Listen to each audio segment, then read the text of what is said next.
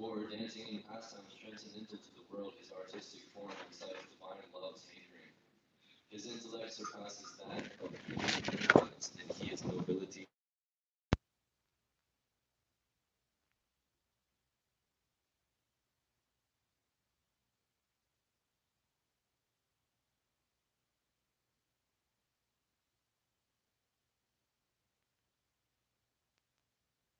As being on the same plane as Sri and Sri being superbly complete in perfect theistic relations.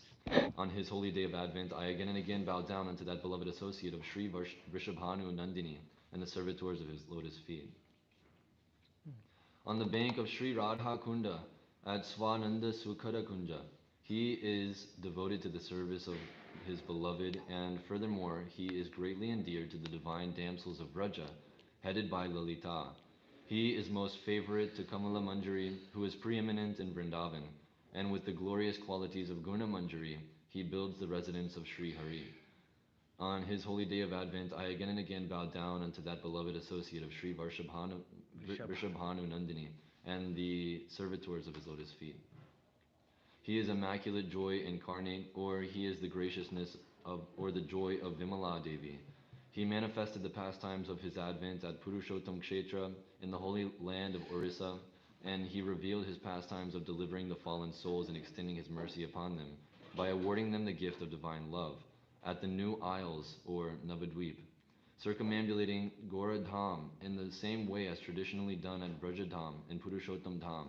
He continuously propagates the loving desire of Braja, the divine abode of Vaikuntha, in the holy name of Krishna. On his day of holy Advent, I again and again make my obeisance unto that dear associate of Sri Vrishabhanu Nandini and the servitors of his lotus feet.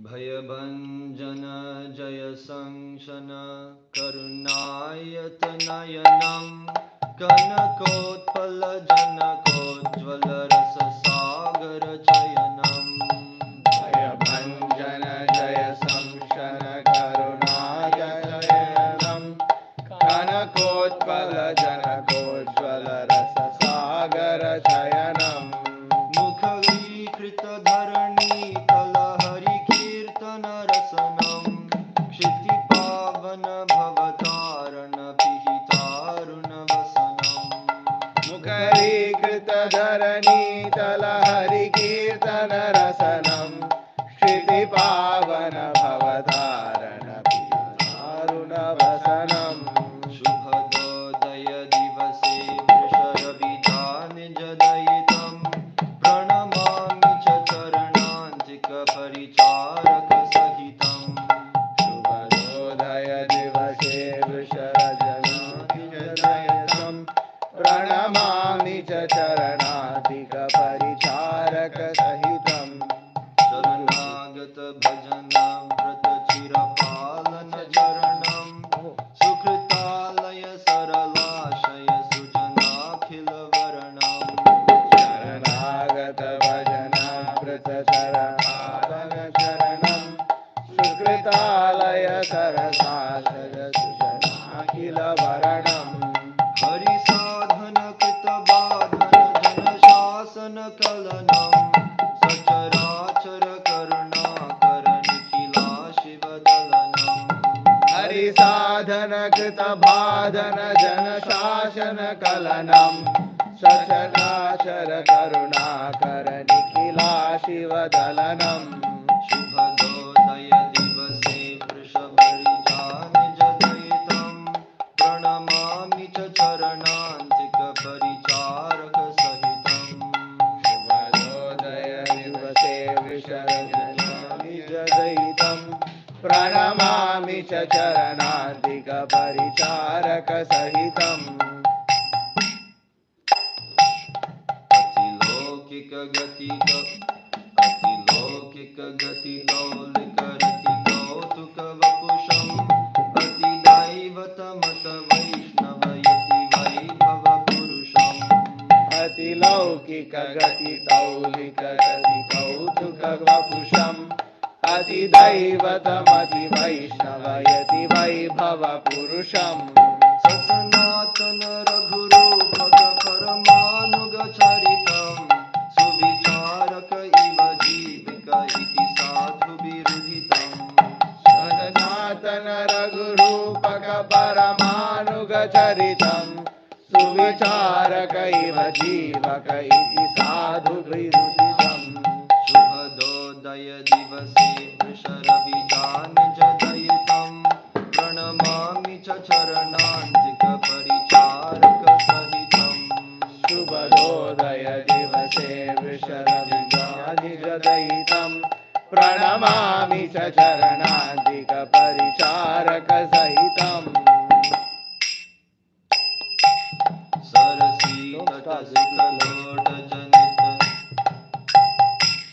Cersei तट सुखलोट जनित प्रिय भजनम् ललितां मुखललना कुल परमादर यजनम् Cersei तट सुखलोट जनित प्रिय भजनम् ललिता मुखललना कुल परमादर यजनम् ब्रजकानन बहुमानन कमल प्रिय नयनम् गुणमञ्जरी गरिमा गुणहरिवासन वयनम्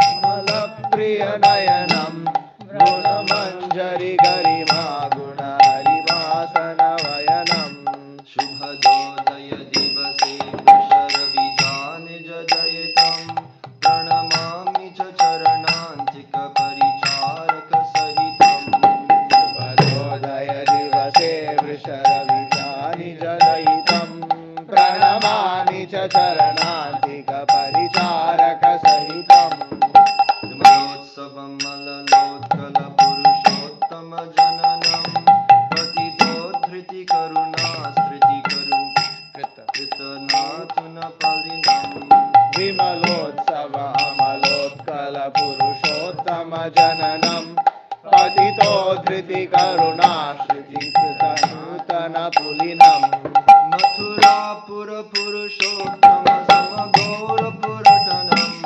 हरिकामक हरिधामक हरिनामक रटनम् मथुरापुर पुरुषोत्तम समगौर पुरटनम् हरिग्रामक हरिधामक हरिनामक रतनम् शुभदोदय दिवसे वृषरविजान जदयितम् प्रणमामि च चरणान्तिक परिचारक सहितम् शुभदोदय दिवसे वृषरविराजन् जयितम् प्रणमामि च चरणान्तिक परिचारक सहितम् शुभदोदय दिवसे वृषरविजान जदयितम् प्रणमामि च चरणान्तिक परिचारक सहितम् शुभदोदय दिवसे वृषरविजानि जदयितम् प्रणमामि च चरणान्तिक Paricharak सहितम् Shri Bhaktisiddhanta Sarasvati Thakur ki jai.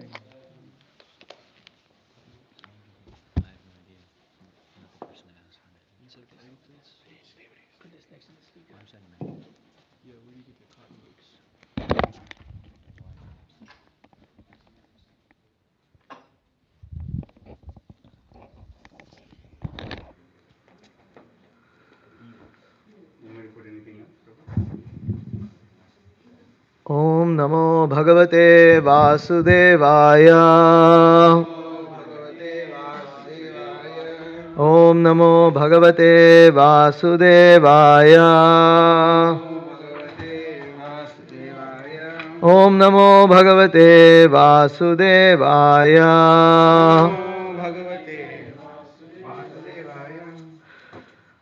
ओम अज्ञानतिमिरान्धस्य ज्ञानाञ्जनशलाकया चक्षुरुन्मीलितं येन तस्मै श्रीगुरवे नमः।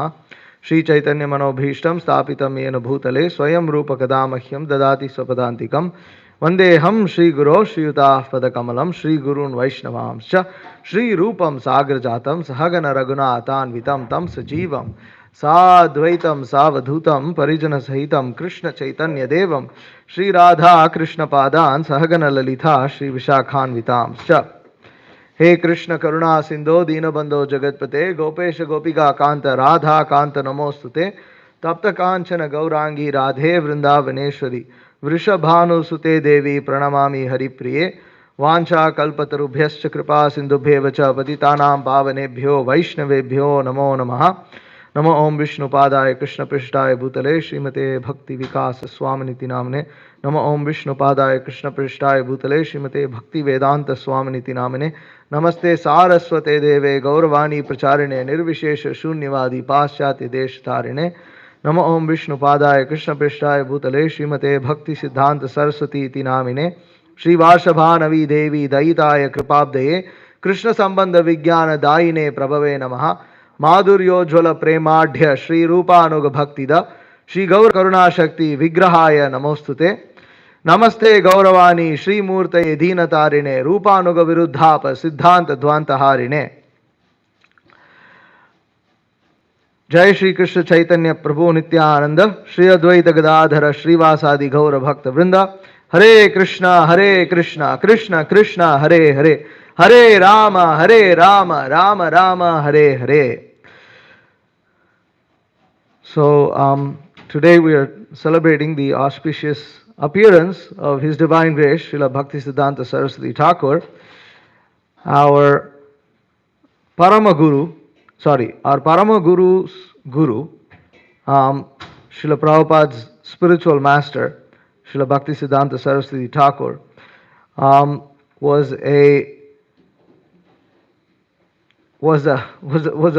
person of monumental stature. Today also marks the disappearance day of Sri Purushottam Das Thakur. So before I speak on Srila Bhaktisiddhanta Saraswati, I'll read a little bit about Srila Purushottam Das Thakur, an associate of Lord Nityananda Prabhu. Sri Purushottam Das Thakur is the son of Sadashiv Kaviraj. They're mentioned in the Chaitanya Bhagavat. And so Chaitanya Bhagavat says that Sadashiv Kaviraj was greatly fortunate. His son was named Sri Purushottam Das. Purushottam Das Thakur had no concern for his external body. Sri Nityananda Prabhu always resided within the core of his heart. From a small boy, from the time he was a small boy, Purushottam Das Thakur was dedicated to constantly meditating on the lotus feet of Nityananda Prabhu. So Srila Prabhupada writes, this isn't quoted where, and I didn't look it up, but it said that Srila Prabhupada writes, Sadashiv Kaviraj and Nagar Purushottam, who were father and son, are described in the Chaitanya Bhagavat as Mahabhagyavan, greatly fortunate. They belonged to the Vaidya caste of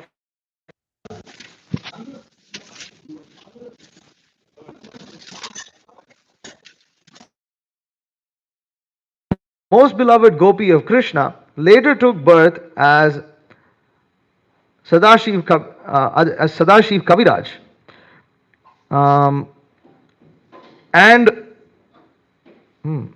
There's some typo here.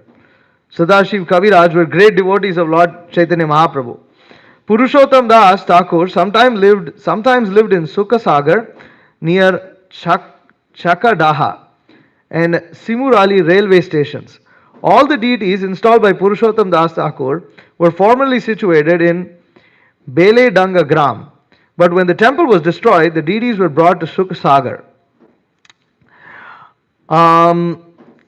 When that temple also merged in the bed of the Ganga, the deities were brought with Janava Mata's deity to Sahebasanga Bedi Gram. Since that place also has been destroyed, the deities are now situated in the village named Chandu De Gram, which is situated 1 mile up from Palapad as referred to above. It seems this is from the Chaitanya Charitamrita. Kaviraj Goswami remarks about the son of Purushottam Das Thakur. Sri Kanu Thakur, a very respectable gentleman, was the son of Purushottam Das Thakur. He was such a great devotee that Lord Krishna always lived in his body.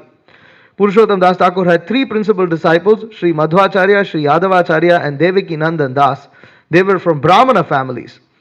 Sri Madhvacharya later became the husband of Nityananda Prabhu's daughter, Ganga Devi. Sri Devaki Nandan Das was the author of an important book glorifying the lives of different Vaishnavas. I didn't know that Nityananda Prabhu's daughter was Ganga Devi. Just came to know about that. Purushottam Das Thakur's wife's name is Janava. Seems that her name was also Janava. She passed away just after bearing Purushottam Das Thakur's son's Kanu. Hearing this news, Nityananda Prabhu went to the house of Purushottam Das Thakur and took his son Kanu with him to his own village, Khadadaha. Kanu Thakur was born on the Rath Yatra day in the year 1450 Shaka era. Seeing his great devotion, Nityananda Prabhu gave him the name Sishu Krishna Das. When he was 5 years old, Kanu Thakur was taken to Vrindavan by Janava Mata. So, Kanu Thakur's mother's name was also Janava Mata, but she passed away. And then Nityananda Prabhu took Kanu Thakur to his house, where in his village named Khadadaha.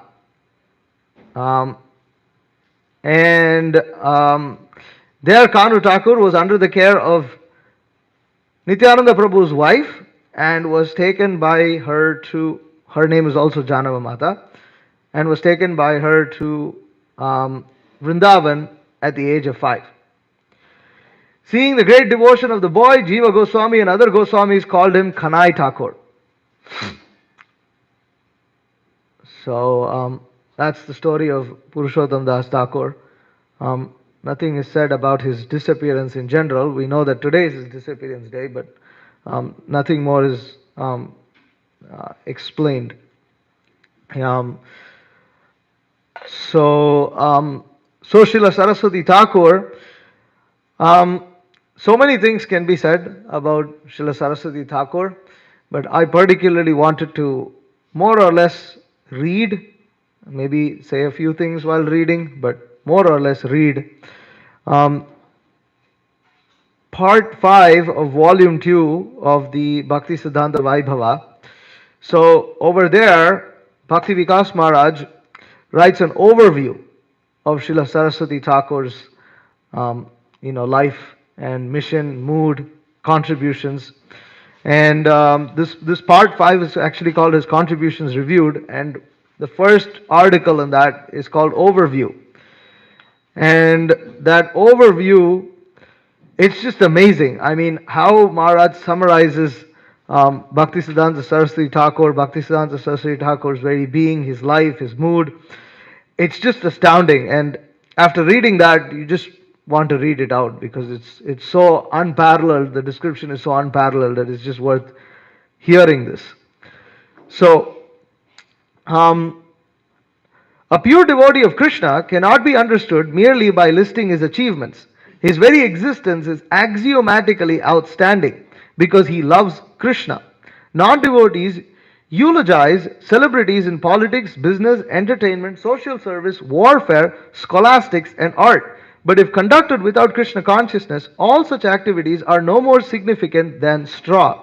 Thus, a pure devotee far outclasses even the greatest of great persons in this ephemeral world. Even the apparently ordinary activities of a pure devotee, such as bathing and eating, bestow immeasurable benediction upon the entire universe. Simply by his presence, a Mahabhagavata sanctifies countless conditioned souls. And what can be said of those special devotees who preach the message of Krishna, who struggle within the material atmosphere to convince the fretted souls to again turn their face towards him? Krishna imbues such emissaries with divine ability to perform otherwise impossible tasks. Just as Hanuman was empowered by Lord Rama to jump over the sea, or as Arjuna was empowered by Lord Krishna to triumph at Kurukshetra, Srila Bhaktisiddhanta Saraswati Thakur was empowered by Lord Chaitanya to vigorously preach and thereby establish his message in this world. Like beloved Mahaprabhu, Srila Bhaktisiddhanta Saraswati exhibited extraordinary scholastic talents in youth, but renounced materialistic academic pursuits to absorb himself in the real mission for which he had come, practicing and preaching Shuddha Bhakti. So, um, among the pure devotees of Krishna, there's only very few of them who actually take up the charge of of preaching in this material world, and as Maharaj writes here, struggle within the material atmosphere to convince the fretted souls to again turn their face towards him. So they preach vigorously and convince the living entities to take up the Krishna consciousness, and they're rare, they're very rare. And among them, Srila Bhaktisiddhanta Saraswati Thakur was a really exalted personality. And he was empowered specifically for this purpose. Maharaj will explain further.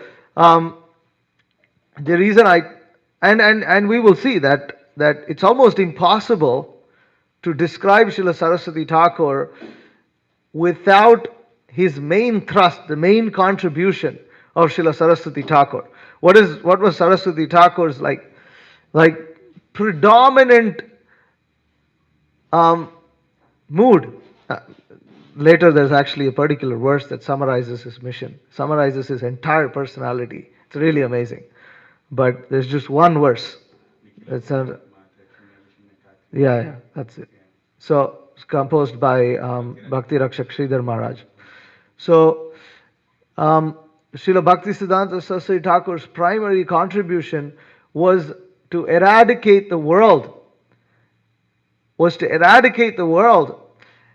of misconceptions regarding Shuddha Bhakti, misconceptions regarding pure devotional service. He separated pure devotional service from everything that wasn't. This was his main thrust, this was his main contribution. You cannot glorify Bhaktisiddhanta Saraswati Thakur without somehow or the other referring to that. Because anyways, more Maharaj speaks about it. It's just amazing. Bhaktisiddhanta Saraswati Thakur was extremely scholarly. He was very talented. You'll find that, at least with the more recent acharyas, Bhakti Vinod Thakur, Bhaktisiddhanta Saraswati Thakur, R. Srila Prabhupada, they were materially very qualified people. Very qualified. Very qualified is an understatement. Bhakti Vinod Thakur was a district magistrate, and frankly, he would have gotten promoted to some of the most highest rungs of the British government in India if he weren't of Indian body. That was how extremely qualified he was. He was a magistrate, and he would perform he would perform in his court duties in such a small amount of time. Like for everybody else, what would say perhaps takes about 4 or 5 hours, he would finish it off in 1 hour. He would pass judgments on cases so fast, so quickly, and he was so perfect with his judgment that it was just astounding. And still he showed no interest. He showed no interest, and he showed no pride. He showed no attraction to any of those talents of his. Similarly, his son, Srila Bhaktisiddhanta Saraswati Thakur, showed no attraction to his scholastic abilities. He was extremely scholarly. One of his most proficient contributions was in the field of astrology, in Surya Siddhanta. He wrote a book, and that's how he got the name Saraswati, because he had written this book on Surya Siddhanta, and it is using that book that we have this Vaishnava calendar, where we have all the Vaishnava festivals and things like that. This was actually established, the Gaudiya Panjika, as it is called, the Gaudiya calendar, the Vaishnava calendar, was established by Srila Bhaktisiddhanta Saraswati Thakur, regularized, established, and printed regularly by the Gaudiya Mutt in their preaching efforts. You maybe want to stand, maybe you should wash your face or something. So, and he showed no interest. He showed absolutely no interest. Another thing that he was very scholarly at, which is very rare at that time, was his English abilities. He was so good at English. His writing in English is so good that even English speakers today will find it hard to understand, the English of Saraswati Thakur. You want to understand, you can take a look at the Brahma Samhita. This book, Bhaktisiddhanta Vaibhava, Bhakti Vikas Maharaj in glorification of Srila Saraswati Thakur's complicated English style, kind of writes the book also in that style. Although he's also mercifully made it in a manner that we can, to a large extent, understand it. But still, compared to his other writings, this book is especially a little more complicated in its use of English. For instance, he's saying, convince the fretted souls to again turn their face towards him. And many other words like this Maharaj uses. So, continuing. Srila Saraswati Thakur's mission is encapsulated in his own statement, Prana Chetan Se Hetu Prachar. One who has life can preach. He was the first Vaishnava Acharya to preach widely since the days of Srinivas Acharya, Shyamananda Pandit, Narottam Das Thakur, and their immediate disciples, roughly 250 years prior. So it took a quarter of a century. It took a quarter of a century before someone preached as widely as Shyamananda, Narottam Das Thakur, Srinivas Acharya, and their immediate disciples. So the immediate disciple of Shyamananda Pandit is Rasikananda. And after that, even though Paladev Vidyabhushan did come after that, and so did Vishwanath Chakravarti Thakur, they largely wrote books. But Saraswati Thakur preached widely. So after Chaitanya Mahaprabhu's time, you had Nityananda Prabhu who preached widely because he was given the order to do so. And then, right after that came, Srinivas Acharya, Shyamananda Pandit, Narottam Das Thakur, and their immediate disciples. And after that, there was about, a 250-year period gap where Gaudiya Vaishnavism existed and the Guru Parampara was continuing, but the preaching mission largely remained, or it was just preached among the followers of the Gaudiya Vaishnavas. And anyways, there was a lot of problems also that came. And Bhakti Vinod Thakur, as Maharaj writes later, he rediscovered, Maharaj writes here that he rediscovered the path of Shuddha Bhakti. But then Saraswati Thakur took that and packaged it in a manner that could be spread widely. And of course, his disciple, his most prominent disciple, Bhaktivedanta Swami Srila Prabhupada, has brought that to us. So we are very indebted to Saraswati Thakur, because without him, we would, there would be no, we would not be here. So Maharaj continues, his method emulated that of Nityananda Prabhu. The prototypal, I don't know how to pronounce that. Huh? No, it's not prototypical. It's prototypal Gaudiya preacher. Prem Prachan Ara Pashanda Dalan. Dui Kaje Avadut Karena Brahman. Lord Nityananda toured for two purposes: to preach Prema Bhakti and to subdue the atheists. Chaitanya Charitamrita, Antya Leela, chapter 3, text 149. Much of Srila Saraswati Thakur's didactic efforts were focused on malpractices and discrepancies clouding the genuine path of Shuddha Bhakti. In an era when in the name of Vaishnava Dharma, many persons flouted scriptural rules, he re-established sanity and order in Vaishnava society by insisting that devotees know and practice the injunctions of Shastra. He particularly delineated Sambandha Gyan in considerable detail and with unprecedented philosophical insights. Above all, his Drigdrishya Vichar was wholly against the current of the world, exposing all putative religions as not alternatives to, but merely permutations of the same contamination that constituted the essence of materialism, namely the desire to enjoy independently from Krishna. So, this is a very important point to understand. and Maharaj explains this, so please pay attention. This is really important. Indubitably, his inner purpose was pracharana, communicating the apex of love of Godhead as manifest in Madhurya Rasa, conjugal love, about which he revealed various esoteric truths. Nonetheless, perceiving the rampant tendency to misconstrue Krishna Prema, especially Madhurya Rasa, he was necessarily largely engaged in Pashanda Dalan, the subduing of atheists and demons by the method of defeating Apasiddhanta, and promoted Krishna Prema only with great caution, for promotion of Prema without first dispersing erroneous speculations would likely result in yet further Prakrita Sahajya degradation. Thus, his boldness, zeal, and liberality in widely spreading Shuddha Bhakti was tempered with distinct guardness in revealing its highest aspects. So, here, Bhaktisiddhanta Saraswati Thakur's thrust, his vision of Krishna consciousness is being established. That Bhaktisiddhanta Saraswati Thakur, the acharyas prior to this, again Maharaj will write this at a later point of time, but I will mention it now. It was that the previous acharyas primarily focused on the inner aspects of devotional service, which primarily refer to as Maharaj writes over here. He says they refer to, they preach to bhakti as being very appealing to that of the heart.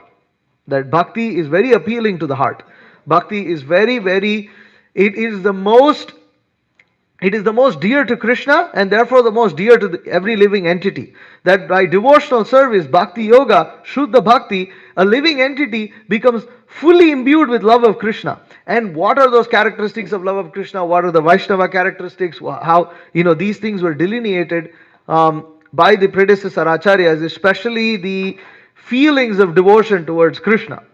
Now, Bhaktisiddhanta Saraswati Thakur was distinctly different, following in the line of his father, Srila Bhakti Vinod Thakur, established Shuddha Bhakti as being completely in line with the injunctions of Shastra. Why did he do that? Because without understanding Shastra, without understanding the injunctions of Shastra, without practicing Scripture, without following Scripture, there is no question of being free of material desires. And it is impossible to become free of material desires. And therefore, and Maharaj writes over here that he was necessarily engaged in Pashanda Dalan, the subduing of atheists and demons by the method of defeating Apasiddhanta, for promotion of Prema without first dispersing erroneous speculations would likely result in yet further Prakrita Sahajya degradation. That he distinguished between what is real feelings of Krishna, what is nonsense. And that nonsense means one understands that your behavior cannot be contrary to devotional service, to the practices of devotional service. It cannot be filled with materialism in the name of it being Krishna conscious. This is what was going on. It was really crass during the time of Bhaktisiddhanta Saraswati Thakur, and that's what Maharaj is explaining in the next paragraph. I mean, there's not much to explain. It's just, he writes everything himself. It's just self-explanatory. Encountering a world more full of misconceptions and decadence than ever before, Srila Bhaktisiddhanta Saraswati was determined to fight back, and did so with unparalleled combative spirit. No previous Gaudiya Acharya had been so aggressive in attacking the enemies of devotion. He roundly protested anything offensive to Krishna, and was particularly strong against Mayavadis, empiric scholars, and misrepresentatives of Vaishnava Dharma. He fervently condemned everything short of unmotivated devotional service. Fearless and outspoken, he invariably invited hostility, yet was never deterred by adversaries. Propelled by divine afflatus. Can anybody look up that? Afflatus means inspiration. Divine Inspiration? Oh, okay.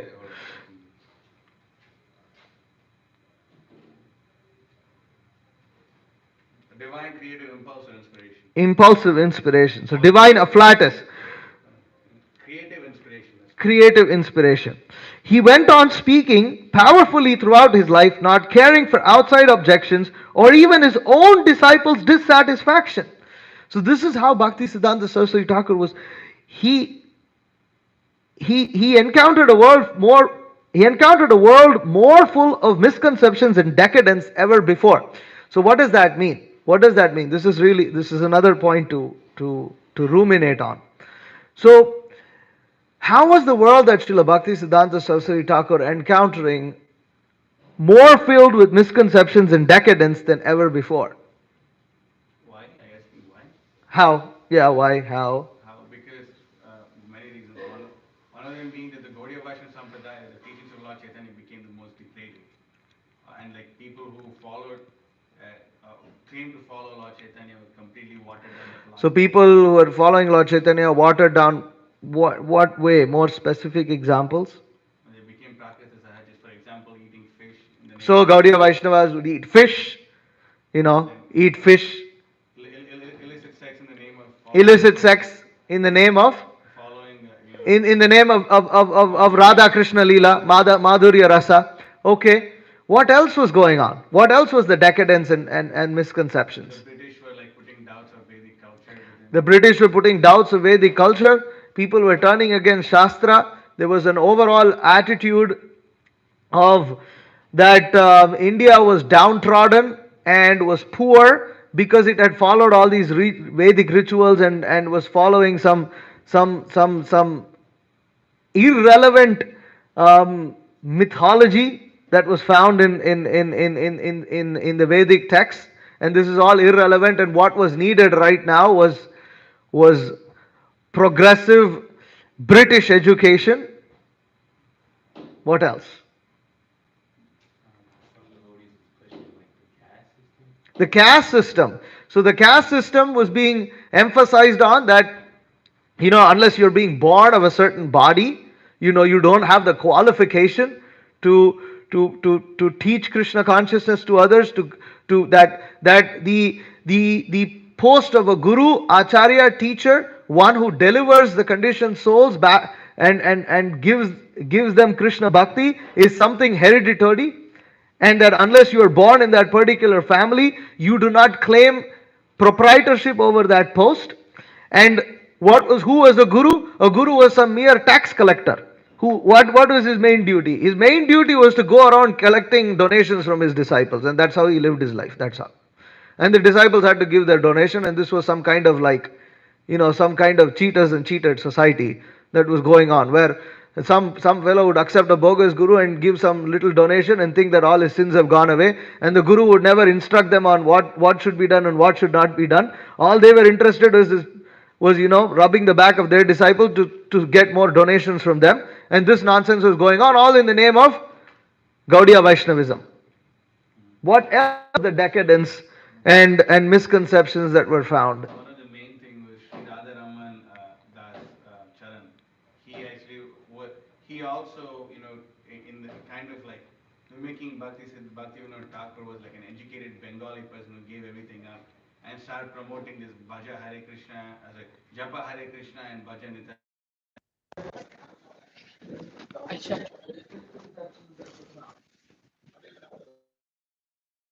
There were many groups of Prakrita Sahajas, all Baul, Karta Bhaja, Dharavesha, all these kind of upper sampradayas, all in the name of Radha Krishna Prema, all worshipping Lord Chaitanya, but doing things that Lord Chaitanya directly condemns in the Chaitanya Charitamrita.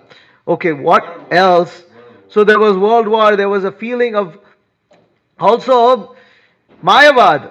So Mayavad had taken all sorts of new shapes and forms. That impersonalism and atheism had taken all sorts of new forms for instance, by the what was that called? The Arya the Arya Samaj exists even now. There was a previous, the Brahmo Samaj. So the Brahmo Samaj, where basically they started preaching how and this is what Gandhi also was known for, that they started preaching nationalism as a religious duty, Swaraj.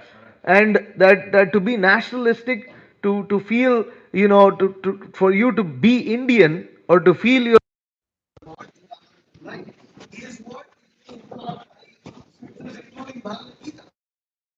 how did you understand Krishna telling you not to be attached to the results of your activities? Is that you should that all Indians should strive for independence, and you should not, and you should fight it in a non-violent way.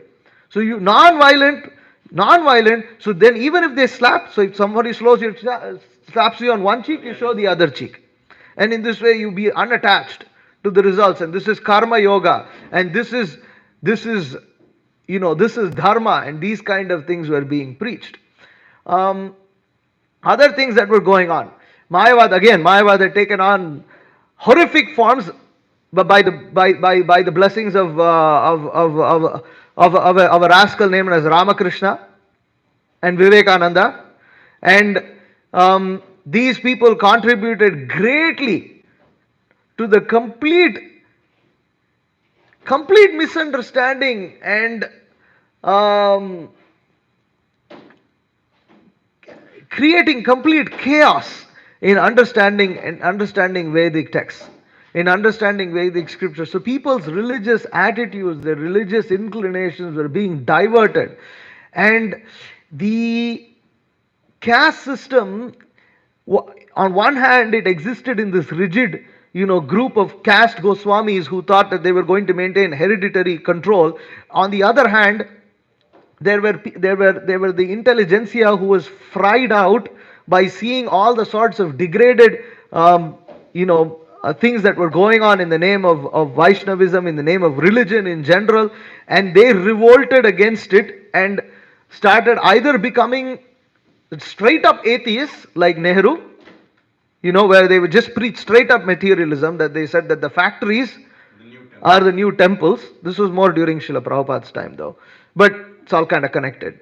And or they started preaching that to be nationalistic, to get freedom from the British, was a religious duty, and other shapes and forms where there was all sorts of bogus gurus. And so this Mayavad that we see actually very prominent today, where people are talking all this kind of universe and energies and this and that. This was already in its baby form during Bhaktisiddhanta Sarasvati Thakur's time, and it was all getting mixed up. Everything was just getting a big mix, and Bengal was this it was the melting pot, and it was the greatest conglomeration of intellectuals who led India into freedom from the British were all present in Bengal. There was huge personalities who influenced the entire subcontinent at that point of time. And Bhaktisiddhanta Saraswati Thakur was there at that period of time. And what did he do? He saved Shuddha Bhakti from this big melting pot of just complete misconception that was just leading people to hell straight up, because all it did was it encouraged materialism, it encouraged atheism, and everybody was getting influenced, and it was a big mess. So this is very different to what the previous acharyas had encountered, because during the previous acharya, see, and also Bhaktisiddhanta Saraswati Thakur was also in this period of time where monarchy existed, but there was also colonialism or government. This idea of what we call modern governance was already there during, Bhaktisiddhanta Saraswati Thakur. Like, yes, there was the British king, there was the queen, but the British government was already functioning in a way that is similar to democracies today. And so there was this transition of even the political atmosphere. And what did that mean? One of the greatest things that meant was it was a sign of the changing times. It was a sign that the caste system that existed even during the time of Chaitanya Mahaprabhu was no longer really in this had it was getting completely broken down. It was getting completely broken down because what did you have? You had Yavanas. You had, and see, even though the Muslim kings were mlechas, they were kings. They were kings. They still ruled with ministers and things like that. There was still some sort of, and another thing that is that during the Muslim rule, it was more a rule of the through might, through the sword, but not really through the pen. But the British, they primarily ruled through the pen. They ruled by changing the educational system. They broke down. The Muslims never really put up an intellectual challenge to the Vedas. They never did that. They never put an intellectual challenge. They just killed people. That was it. Kill people, destroy temples. That was, and just sprinkle water on you, you finished. That's it. So, but the British, on the other hand, they were putting on an intellectual. They embarked on an intellectual degradation of the existing Hindu society at that time. And therefore, because of the degradation of the caste system, whatever remaining moral values that existed started to fade away. It started to fade away even more. People were becoming more and more and more and more materialistic, like anything. And therefore, but it was important that Bhaktisiddhanta Saraswati Thakur had to re-establish the importance of the Vedas. Now, the predecessor acharyas who came before him did not have to do that so much, because there was the Muslims who just were completely outside. They just completely rejected everything that was Vedic, and it wasn't really very intellectual. I mean, they were, the intellectualism of society still remained within Vedic circles in India, and you will find actually that Muslim kings, when they wanted intellectuals, they hired Brahmanas in their ministers, like Sanatan Goswami and Rupa Goswami, or like Akbar had Birbal, who was actually a Brahmin. He renamed him Birbal, just like Sanatan Goswami and Raghunath Das Goswamis were renamed as Dabir Kas and Sakar Malik. So they gave them Muslim names because they wanted that. We also have intellectuals, but actually they didn't have. So the intellectuals remained, and therefore, and that implicit faith in Vedas and in the scriptures, in Shastra and Srimad Bhagavatam, in Bhagavad Gita, that was already present.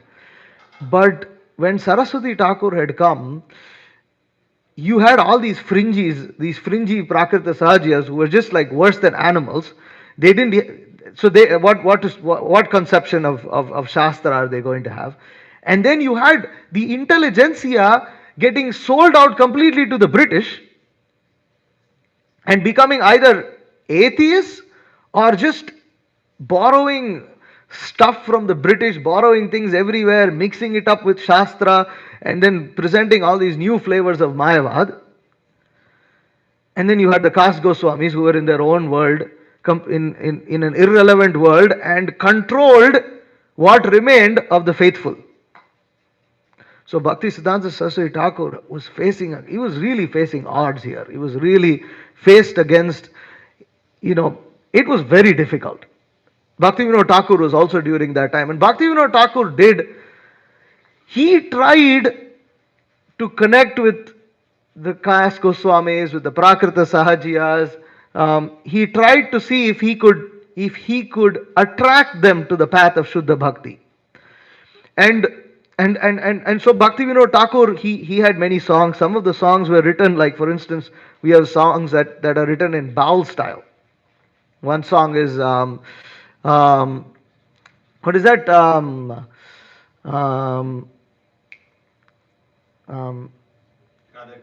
Radha Krishna Bol Bolo Re Shobha. So this is like, it's a Baul song. It's sung in a very Baul style. And he wrote these songs because he was hopeful that maybe the Baals will read them and maybe they'll understand, will attract to Shuddha Bhakti, and things like that. Bhaktisiddhanta Saraswati Thakur decided that, what needed to happen was all out war. He just had to declare all out war on this. And that's what he did. He just declared all out war. And so here, like the previous trailblazing Vaishnava Acharyas, like Sri Madhva and Sri Ramanuja, Sri Bhaktisiddhanta Saraswati Thakur fought so vigorously to declare the supremacy of Krishna against opposition so envious that his life was constantly endangered. Such a forceful approach was required to redefine the predominant understanding of spirituality by establishing that the essence of saintliness was not Blase with an apostrophe. How do you pronounce it? Huh? Blase? Okay. Blase detachment from the world, but commitment to propagating through practice and precept utter servitude to the supreme absolute truth.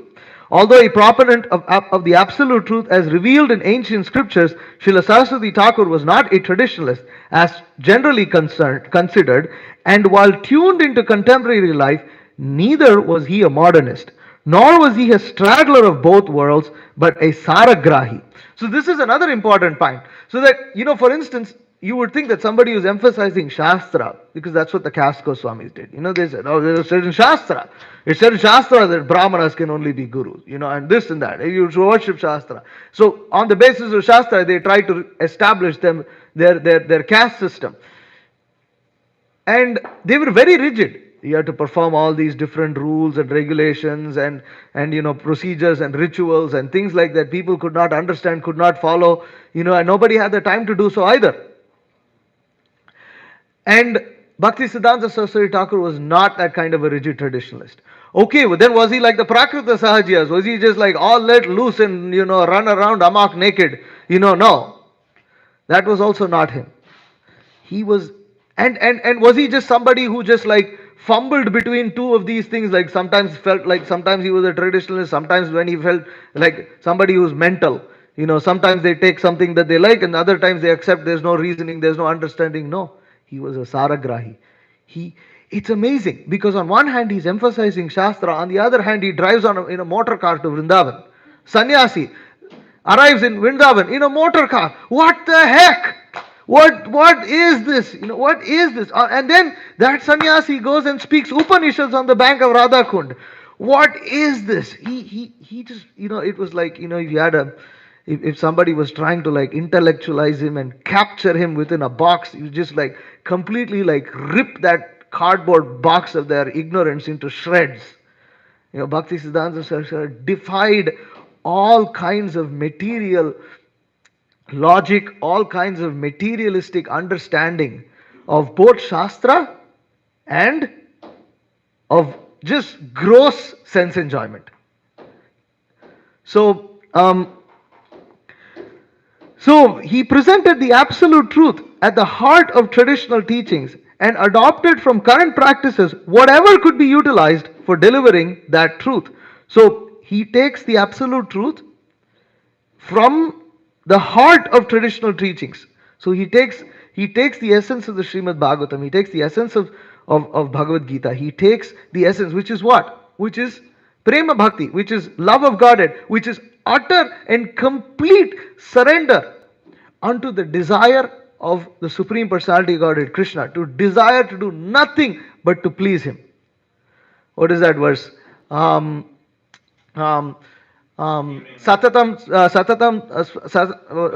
no. Smartavya Satatam Vishnor Vismartavya Najatuchit Sarvavidi Nishedhasyur Etayor Eva Kinkaraha. That to always remember Krishna and to never forget Krishna. This is the essence of all the Vedic rules and regulations. Every single Vedic rule and regulation is to always remember Krishna and to never forget Krishna. So he took that. And whatever was needed to deliver this, using contemporary and modern means and appliances and behavior, he would use that. So he cut all else extraneous to the truth, including not only neoteric forms of agnosticism, but also hallowed beliefs, customs, and superstitions identified as traditional, yet subtly or manifestly opposed to the ultimate truth. So there are many traditions and cultures that it's just directly against the absolute truth. They are rituals, they are traditions and customs, and he would just go against them. Or, so there were some that were subtle and some that were manifest. And neoteric forms of agnosticism. What are neoteric? Neoteric forms of agnosticism. Anybody can look that word up? Neoteric? You know, Neoteric, in my understanding, is something vague, but what vague? it ends in being like neoteric, right? Neo-T-I. Neo modern or recent. Wow, see? I didn't even know. Neoteric. Neoteric. So neoteric meaning modern, neo, we just say neo these days. I guess neoteric, neo is a short form of neoteric. So neoteric forms of agnosticism. So there was agnosticism. So even in the Vedas there's agnosticism. Like actually my grandfather, he said this and I will never forget this. He said that even if you think a pig to be Krishna and you worship that pig as Krishna, that pig will reciprocate you as Krishna. He told me this. He's my own grandfather, you know. And but if you look at him, he'll go to every holy place, bathe in every place, do this, do that, go to temples, and he'll tell you to, chant. He'll put a tripundra on his forehead and this and that. But what does he want? What does he think? He thinks his worship of God is no better than worship of a pig. No? So this is agnosticism. This is agnosticism, but it's covered with a veneer of actually following the Vedas, of being a Vedic follower, of being a Brahmana, and this and that. And Bhaktisiddhanta Saraswati, this is just one small example. Bhaktisiddhanta Saraswati Thakur would attack all these things in his writings. Would attack all this, break it down, and publish it. So, decried as an enemy of orthodoxy, and indeed resolutely pitted against socially accepted forms of institutionalized deviation from Shuddha Bhakti, he was yet the only true orthodox proponent of Gaudiya Vaishnava Dharma in that era. See, he's actually orthodox because he is a follower of Rupa Goswami. He follows Rupa Goswami. Don't lean on the pillow. So, he's a follower of Rupa Goswami. He is the only true follower of Rupa Goswami, and therefore he's orthodox.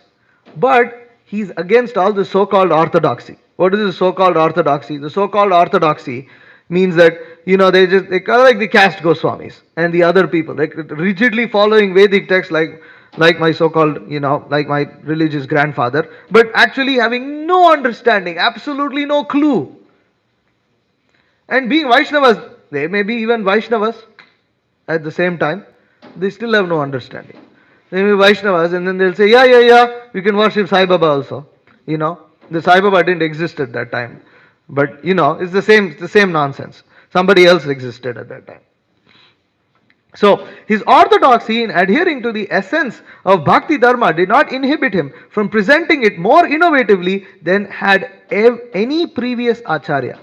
So, this was another of Bhaktisiddhanta Saraswati Thakur's contributions, is that the predecessor Acharyas largely practiced Krishna consciousness and preached Krishna consciousness in the way that the previous Acharyas did so.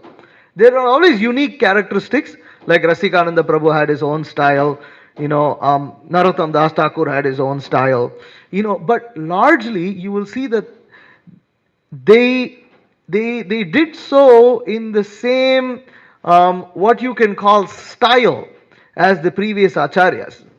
Not style, I just said style, but same, what do you call, how to use a word without making it sound as if it's rigid.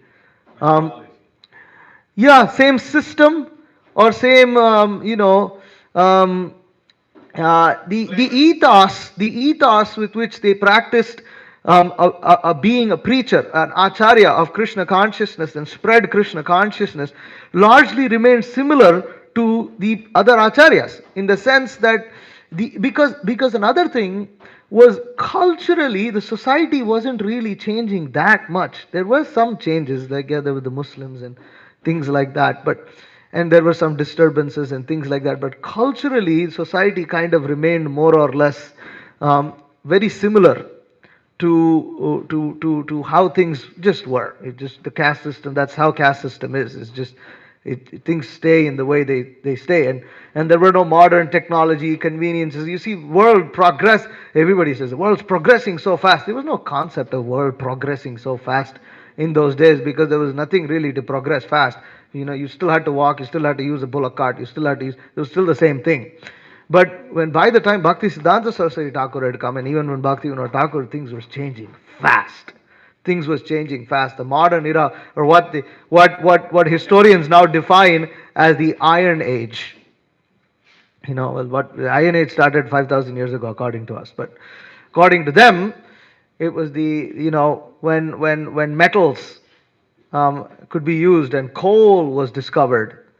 That's when they say that it was called the manufacturing age, and etc. etc. So Bhaktisiddhanta Saraswati Thakur did what other acharyas did not do, in the sense that he presented it more innovatively. He presented Krishna consciousness as being very innovative. He didn't let Shuddha Bhakti be stuck in the realms of time as being something that would become irrelevant to the way society was starting to change and function. Knowing that for Krishna consciousness to affect current civilization, preachers would have to move with the times. He discovered previously unimagined meaning in Rupa Goswami's principle of Yukta Vairagya. Srila Rupa Goswami had discerned Lord Chaitanya's Manobhishta, that Shuddha Bhakti be spread to every town and village, and as the leader of Mahaprabhu's followers was fully committed to helping fulfill that desire. So there are two meanings to that verse that we chant every day. Sri Chaitanya Manobhishtam Stapitam Yena Bhutale Swayam Rupa Kadamahyam Dadati Swapadantikam. That Rupa Goswami in this verse is glorified as one who has established the Manobhishta, the heart's desire of Chaitanya Mahaprabhu in this world. What is that heart's desire? What is Chaitanya Mahaprabhu's Manobhishta? So one is, as it is stated here, that to spread Shuddha Bhakti, that Shuddha Bhakti be spread in every town and village. Bhaktisiddhanta Saraswati Thakur was the first one to give that kind of a commentary to Rupa Goswami's to Chaitanya Mahaprabhu's Manobhishta. What is the other generally understood meaning? No. What is the other understanding of Chaitanya's Manobhishta? Close. That he came to reveal the feelings of Radharani's separation from Krishna. That he came to reveal that, and he came to show that in this world. That was the understood. That was the general understanding of Chaitanya Mahaprabhu's Manobhishta. But Saraswati Thakur described how the desire to spread Krishna consciousness, or Chaitanya Mahaprabhu's preaching, or his desire that the holy name be spread in every town and village, is actually non-different to his feelings, to Radharani's feelings of separation from Krishna. This was Bhaktisiddhanta Saraswati Thakur's special, unique contribution. Now, even the aspect that a preacher has to move with times, it wasn't really seen until Bhaktisiddhanta Saraswati Thakur. Actually, Bhaktivinoda Thakur also exhibited that, right? Bhaktivinoda Thakur, for instance, he's writing these owl bhajans, and apart from that, Bhaktivinoda Thakur, he also wrote in English, and he distributed the first, book in English. He's the first book distributor in English book distributor in the Gaudiya Vaishnava Sampradaya. Teachings and Precepts of Lord Chaitanya, that was sent to McGill University in Canada. I found it in the library there.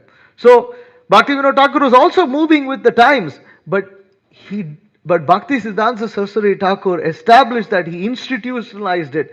He made it in a manner that it wasn't just him and Bhaktivinoda Thakur who could move with the times. He gave a method by which all the future followers, all the future preachers of Gaudiya Vaishnava Shuddha Bhakti can follow, can take that example, can understand, and can take Krishna consciousness to every town and village. He gave that path, he gave that system, he established that system. He was the brainchild of this visionary form of how Krishna consciousness could be spread in this manner.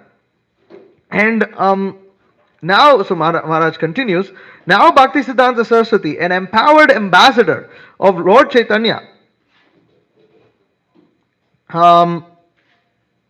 There's another meaning of Chaitanya Manobhishta. That's put in a footnote.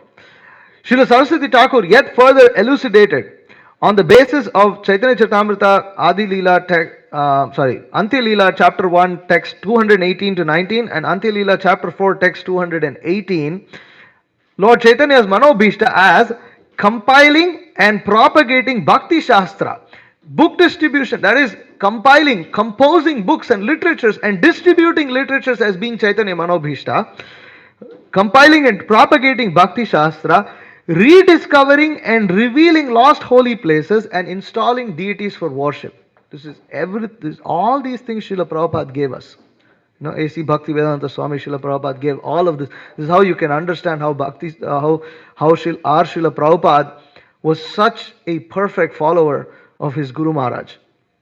Because he imbibed his Guru Maharaj's mood completely.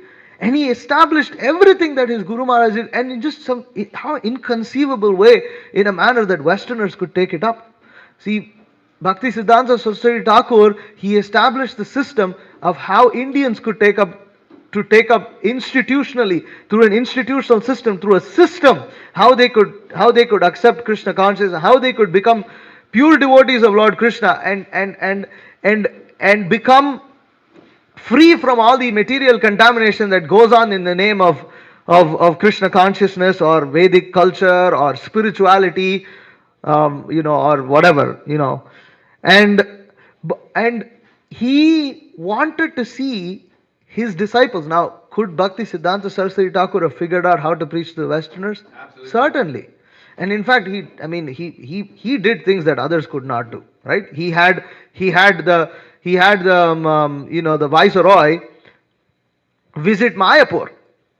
He had the Viceroy of India, a British guy, visit Mayapur. Mayapur was some jungle village, in the middle of nowhere in Bengal, had no geographical, economic, or any sort of significance.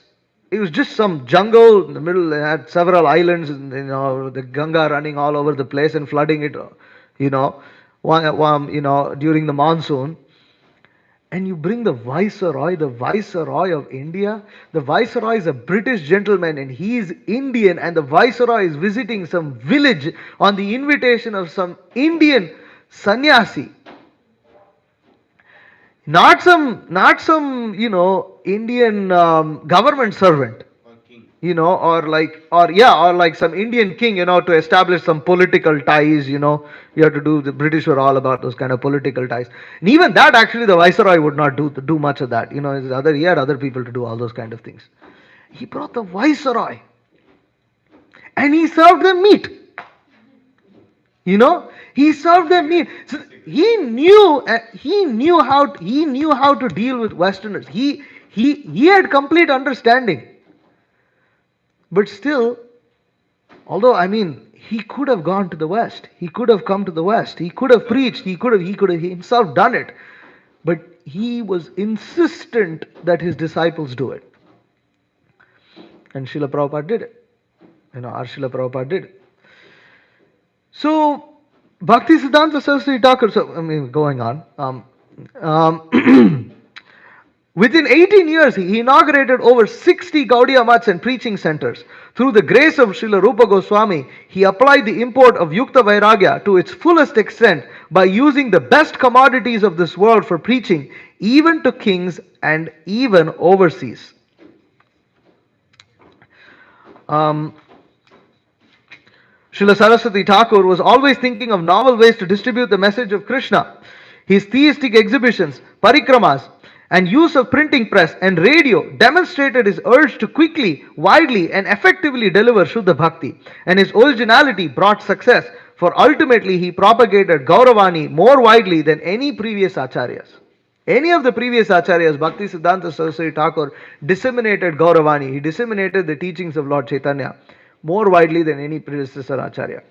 And after him, Srila Prabhupada, by Srila Saraswati Thakur's grace, imbibing that same mood and spirit of Srila Bhaktisiddhanta Saraswati Thakur, spread it even more widely than his own spiritual master.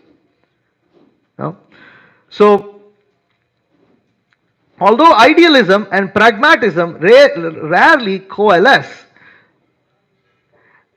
Srila Bhaktisiddhanta Saraswati was able to combine the grassroots preaching of Srila Bhaktivinoda Thakur with the spirit of detachment and austerity of Srila Gaurakishore Das Babaji. It's just amazing how Maharaj writes these things.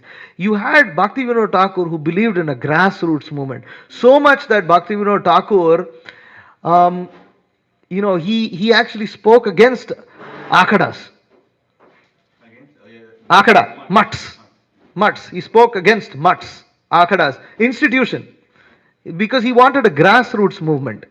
Institution also can refer to government support, big kings and things like that. All that kind of stuff. Akadas in mutts in those days had all these kind of favors from kings and this and that. And Bhaktivinoda Thakur wanted to do a more grassroots preaching. He wanted to have it grassroots because Shuddha Bhakti wanted to be it simple. People, simple-hearted people should take up Krishna consciousness and practice it purely. Not with all these hangings and trappings of royalty, wealth, power, prestige, women, intoxication, all this kind of stuff. So Bhaktivinoda Thakur wanted a grassroots movement where he wanted to see common people take it up. Not just some intelligentsia and some people just controlling the top, and all that, and just had a bunch of sheep, following them. He wanted it as a grassroots thing, and therefore he wrote extensively. Now, Bhaktisiddhanta Saraswati Thakur took that mood. In fact, he wrote so profusely. There's a list of all his, his writings here, and it just goes on and on and on. It's like it's crazy. How many? What is that? Maybe it's in volume 3. It's in volume 3. Okay, so he's just, I think, around 130, compositions and books have been attributed to him. And he wrote so extensively, and apart from writing like regular articles, magazines, and things like that, he was so similar to Bhaktivinoda Thakur in this regard. And as a grassroots movement, he had all sorts of common people, joining his movement and taking up Krishna consciousness. And on the other hand, he exhibited the detachment and austerity of Srila Gaurakishore Das Babaji. And this is really amazing because he was dealing with the viceroys, he was dealing with the kings, he collected big donations, and he rode in motor cars, he wore, he wore these long suits, long jackets, leather shoes, all these kind of things. And yet he was completely detached, completely disinterested in all of these things. He would use them only for Krishna consciousness. Therefore, he exhibited that principle of Yukta Vairagya completely. It is just astounding how he could combine the two. And that's what, pragmatism and idealism. So you have idealism and then you have pragmatism. We have to be practical. We have to be practical. We have to use it. We have to be very practical. And on the other hand, when you are very practical, but then if you are not detached, then then you will practically become fallen. Practically you will fall down. So, and on the other hand, you are very idealistic, then you become hard-hearted, rigid. You are not. You become irrelevant, you can't connect with anybody. And these two are really difficult to combine, because on one hand you want to be idealistic, but what is ideal is not generally practical, what's practical is generally not ideal. How do you combine? That was combined in the personality of Bhaktisiddhanta Saraswati Thakur. It was combined in him. He combined the attributes of the two previous acharyas, Bhaktivinoda Thakur and Gaur Kishore Das Babaji. He was related to both of them, one as son and the other as disciple. So he was actually the sons of both of them, you know. And in this way, in his personality, he combined both of them in his and manifested their qualities in his personality. Whew. Hare Krishna. I'll finish this paragraph and we'll stop. And then tomorrow, try to finish the rest. Well, yeah, I think I can do it. I read half of it. By bringing meaningful discipline and verve to the Gaudiya Sampradaya, which was otherwise languishing under the influence of Prakrita Sahajya, dissipation on one side and smartha formalism on the other, he manifested a mission at once relevant to the world while patently distinct from it. Despite his sternness and uncompromising nature, he attracted thousands of followers and trained them in devotional service to Krishna. He transformed lives and infused them with love of Krishna. At a time when there were few such societies, he was the founder and helmsman of a dynamic spiritual movement, preaching actively all over India and beyond. Being the first major Vaishnava outreach organization in centuries, it astounded the people of India with its freshness, dash, and sophistication. Yet they were astounded even more by its leader, for Srila Bhaktisiddhanta Saraswati was a true acharya in the mold of such luminaries as Ramanuja and Madhva. Indeed, his status outshone that of many great acharyas dear to the Lord. So, Srila Saraswati Thakur was way ahead of his times. See, right now there are many, prominent Indian spiritual societies, so many of them very organized, very, very well, done and things like that. But Srila Bhaktisiddhanta Saraswati Thakur Prabhupada was ahead of his time. He had found, and this was Gaudiya Vaishnavism, this was Shuddha Bhakti, and he was already at the helm of such a great transformative society that people hadn't seen before. There was a few other societies, but what was their philosophy? Brahmo Samaj and all this kind of crazy people. They had no understanding of anything. On the other hand, Srila Saraswati Thakur had real substance. He had real purity. He had complete, fully dedicated followers, and so scholarly disciples who were on the level of people like Ananta Vasudev and Bhakti Rakshak Sridhar Maharaj and Sundarananda Vidya Vinoda. These were great people. The articles they wrote, the intellectualism they displayed, amazing, just amazing. Bhaktisiddhanta Saraswati Thakur was way ahead of his time. Who was also ahead of his time? Our Srila Prabhupada was ahead of his time. He saw all this vegan stuff and this and that. Prabhupada was way ahead of this stuff, way ahead of all this, all this pseudo spirituality that is going on right now. Way ahead of this. He already saw the inclination that, and he already wanted to establish farm projects. Srila Prabhupada, in a similar way in which how, it astounded the people of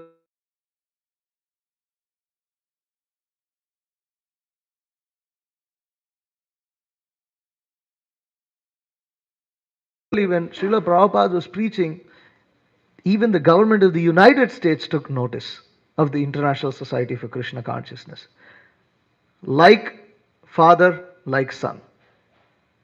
This was the movement. These are the acharyas of our sampradaya. So anyways, so much more again can be said in that regard, but I'll stop here. We will continue tomorrow. Any time for any questions? We'll take tomorrow. One shot, just write them down. We may not be there tomorrow. You can attend online. Okay? Alright. Hare Krishna. Srila Prabhupada ki jai, Srila Bhaktisiddhanta Saraswati Thakur ki jai.